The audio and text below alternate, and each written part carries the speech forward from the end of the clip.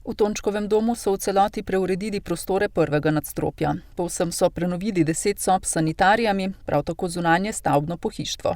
V vseh etažah pa so zamenjali dotrajano pohištvo z novim.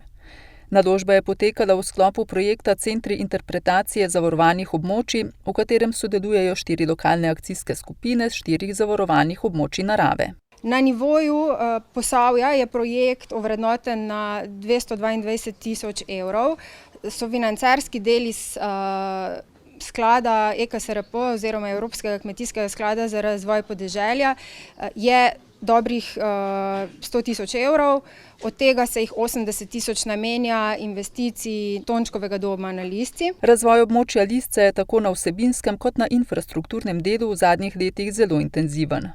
S temi projekti nekako Tončkov dom pridobiva ureditev v celoti, v tistem najbolj pomembnem namestitvenem in gostinskem delu se postopoma zaključuje, hkrati pa še vedno naprej v sodelovanju z ostalimi biosfernimi območji, pa tudi s planinskim društvom in s društvi z tega področja razvijamo vsebinski del razvoja širšega območja Lisce. Trudili se bomo še naprej zagotavljati varne poti na Lisco, izobraževati in predvsem osveščati tako planince, pohodnike kot ostale.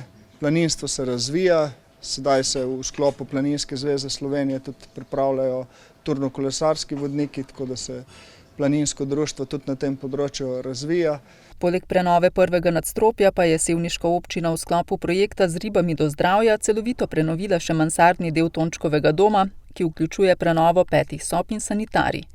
Po županovih besedah je zanimanje za bivanje na Lisci precejšnje. Predvsem šolskih otrok, športnih skupin, izobraževalnih skupin in verjamem, da bo nekako razvoj šel v precejšnjem delu v smeri izobraževalnih vsebin, da bodo gostje mladi, ki bodo povezovali Lisco z učnimi vsebinami, kar je tudi naš namen. Tončkov dom na Lisci zagotavlja namestitvene kapacitete za skupno 50 oseb v 15 sobah.